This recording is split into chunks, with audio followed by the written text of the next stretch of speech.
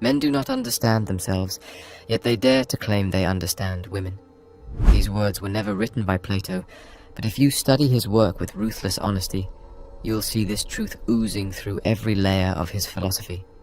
You see, Plato didn't write dating advice. He didn't teach men how to win women. No, but Plato dealt with the deeper disease, the blindness of man to the forces that govern his own mind. Because long before men learned to chase beauty, long before they bowed to the soft whispers of the feminine, Plato had already diagnosed the real problem. The mind of man, when untrained, becomes the perfect playground for deception. You may remember the allegory of the cave from the Republic, the famous story of prisoners chained in darkness, staring at shadows cast on the wall. They believe the shadows are real.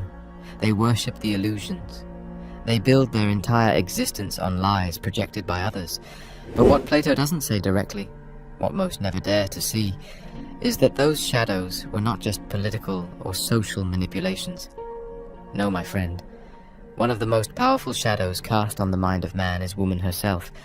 Not woman in her purest nature, but woman as an idea, an illusion. A projection designed to keep men distracted, compliant, emotionally enslaved. Let me explain. Plato warns us that the masses will never believe the truth when it shines. They will fight to defend their illusions. And no illusion is more intoxicating than the idea that women are innocent, pure, and incapable of manipulation. This is the grand theatre where men lose themselves. A woman smiles, and the untrained man calls it love. She cries, and he calls it sincerity. She touches his hand, and he calls it destiny. But Plato would laugh, because to Plato, this is the behavior of a prisoner who refuses to turn his head toward the light. He lives in shadows, and calls them reality. You see, Plato argued that true knowledge begins when you recognize you know nothing. The beginning of wisdom is the definition of terms, he wrote. And how many men define woman based on what she shows rather than what she is? How many men investigate the nature of feminine influence as rigorously as they study business, politics, or warfare? None. And that is precisely why women dominate the emotional landscape of men without lifting a finger. The woman doesn't have to plot against you. She doesn't have to conspire like some evil genius. No, she simply exists as a mirror to your ignorance. She reflects the weakness you refuse to confront in yourself. Plato said it best. The worst of all deceptions is self-deception. Men deceive themselves into believing they are rational in love, but they are not. They are prisoners. And the chains are not on their wrists, they are wrapped around their minds. And here lies Plato's brutal truth. Woman does not manipulate you, your illusions about her do. It is the idea of woman, the false goddess you have built in your mind, that keeps you enslaved. She smiles, and you collapse. She withdraws, and you chase. You give her power, and call it devotion. But Plato warned you, those who live by the shadows will never understand reality when it finally burns their eyes. And so, here you sit, believing that your heart is pure, your intentions are noble, and your love is righteous. But if you could stand outside yourself, if you could become the philosopher, as Plato commands, you would see a man who has mistaken chains for wings, illusion for truth, and manipulation for love. Plato never romanticized the human condition. In fact, in Phaedrus, he writes that the soul is like a chariot pulled by two horses, one noble, one wild. The noble horse seeks reason, truth, discipline. But the wild horse, it craves pleasure, beauty, and temptation. And the man, the driver, is constantly at war, trying to control these beasts. Here is where most men fail. You see, every time a woman enters the scene, the wild horse in your soul snaps its reins. It pulls you toward her laughter, her scent, her curves, her attention. And you, the driver, weak and untrained, let it drag you like a fool to your own ruin. You don't question the horse. You don't resist its pull. You call this madness falling in love, when in truth, Plato saw it as spiritual slavery. In the Symposium, Plato describes love not as mutual happiness, but as a madness sent by the gods, a madness that blinds men, consumes them, and makes them worship the image of beauty while forgetting the essence of what is real. He calls it a divine madness, yes, but it is still madness. And unless you master it, you are nothing but a pawn, a slave to fleeting pleasures, a worshipper of shadows. And here's the brutal twist. Women know this. Whether consciously or instinctively, they understand that men are ruled by this madness. They understand the power they hold over a man who has not disciplined his soul. She doesn't need to be malicious to destroy you. She only needs to exist in your mind as the prize. You turn her into your purpose, your meaning, your reward. And once you do that, you no longer see her as she is. You see her as you wish her to be. And this, my friend, is the perfect recipe for manipulation. Do you know what Plato feared more than war? The corruption of the soul. He warned that men who cannot govern themselves will be governed by others, by tyrants, by sophists, by flatterers. And who is a greater flatterer than a woman who knows you crave her validation? She becomes the puppeteer, and you, the eager puppet, dancing for her attention, sacrificing your dignity, your purpose, your mission. You think she is the one playing the game, but the game began long before she entered your life.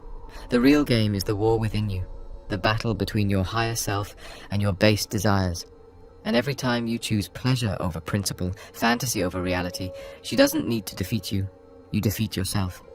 Plato wrote that the just man does not permit the lustful part of his soul to dominate him. Yet here you are, negotiating with your emotions like a coward, hoping she will choose you, validate you, complete you. This is the mark of a man who has left the cave only to build another one, this time with golden bars and velvet chains. Let me ask you this. When was the last time you truly questioned why you chase women? When was the last time you asked yourself if she is leading you closer to truth or dragging you deeper into illusion? Most men never ask. Because asking demands courage. It demands you admit that you've been wrong, that you've been fooled, that the stories you tell yourself about love, devotion, and destiny are nothing but smoke and mirrors. And until you face that reality, until you stand, like the philosopher, and look directly into the light of truth, you will remain a slave not to women, but to the idea of women that you refuse to question. Plato understood that society is built on narratives, on myths designed to keep people obedient to the system. And nowhere is this more evident than in the narrative men have been fed about women. You've been told they are your better half. You've been told they complete you. You've been told they hold the keys to your happiness. But Plato knew better. In the Republic he makes it clear, the masses must be ruled by those who have seen the truth. Yet the tragedy is, most men never become rulers of their own minds. Let me reveal to you the real structure of the game. Plato saw the human soul as divided into three parts: reason, spirit, and appetite. Reason seeks wisdom and truth. Spirit seeks honor and recognition. Appetite seeks pleasure and comfort. Most men, when it comes to women, live entirely in the appetite. She smiles. You feel pleasure. She gives you attention. You feel validated. She touches your body. You feel alive. But this is the lowest part of your being. The part Plato warned must be ruled by reason, or it will drag you into ruin. And this is why women have such terrifying influence over weak men. She doesn't need to challenge your mind. She doesn't need to respect your mission. All she needs to do is feed your appetite, and you will sell your soul for another taste. Like a man lost in the desert, you will crawl on your knees, begging for drops of validation, while she stands over you, holding the water you once had the power to create for yourself. You think I exaggerate? Look around. Men betray their families for a stranger's touch. Men destroy their empires for the approval of a woman who doesn't respect them. Men kill themselves because she left. What greater proof do you need that you are ruled by the lowest part of yourself? And here is Plato's greatest warning, hidden in plain sight. No man is free who is not master of himself. If you have not mastered your appetites, your cravings, your desire for validation, you are not free. It does not matter how much money you have, how many followers you gain, or how many women you attract. If they can break you with a glance, you are still a prisoner. But there is more. In the Laws, Plato argued that the downfall of a city begins when men allow pleasure to rule over discipline. And what is society today, if not a graveyard of men who have sacrificed their strength on the altar of feminine approval? You see it in politics, you see it in religion, you see it in culture. Men bowing, apologizing, submitting, not to truth, not to principle, but to the fear of losing her. Plato never taught men to hate women. He taught men to see clearly. The woman is not your enemy. She is a reflection of your ungoverned soul. She plays the game because you invited her to the table, blind, desperate, unprepared. But you can flip the board. You can rise from the cave. You can reclaim the throne of your mind, but only if you dare to face what most men fear the most, the truth about themselves. Let me tell you something Plato hinted at, but the modern world refuses to accept. Women test men for one reason only, to reveal weakness that already lives in him. She is not the cause of your collapse. She is the mirror showing you who you truly are when your ego is stripped bare. Plato, in Gorgias, makes it devastatingly clear when he says, "It is better to suffer injustice than to commit it." Why? Because the man who commits injustice proves he has no mastery over his desires, and here is the irony most men never understand. When you chase a woman, compromise your values, betray your mission, and beg for her validation, you are committing injustice against your own soul. You think you're serving love. You think you're fighting for her. But in reality, you are violating yourself. Plato taught that the greatest harmony a man can achieve is to rule himself with reason, to align his actions with truth, not temptation. And yet, look at how society programs you to betray this law. You're told to fight for her, to never give up on love, to prove you're a real man by sacrificing everything for her approval. But Plato warned about this exact manipulation. In the Republic, he calls it the rule of the many by the persuasive flatterers. And who flatters your delusions better than a woman who feeds your ego while you surrender your mind? You see, women have learned, consciously or not, that a man addicted to validation will always be easy to control. She doesn't need to use logic. She doesn't need to defeat you in argument. She only needs to look you in the eye and make you feel like a king, and you'll do the rest. You'll destroy yourself for her attention, thinking you're chasing love when you're actually chasing your own emotional slavery. Plato didn't just talk about the individual man. He warned about civilizations collapsing when men surrender discipline for pleasure. He saw this pattern in the fall of Athens. He watched leaders compromise principles to please the masses, just as modern men compromise their souls to please women. The sickness is the same. The disease of the untrained soul always ends the same way, collapse. But Plato also gave the cure.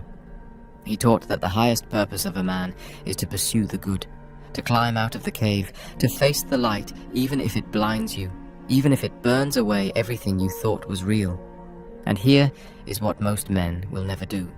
They will never dare to see the woman not as a goddess, not as a curse, but as a mirror showing them their undisciplined appetites, their fragile egos, their desperate need to be seen. Do you have the courage to face that reflection? Do you have the strength to stand? Not as a beggar, not as a slave, but as a man who governs himself first?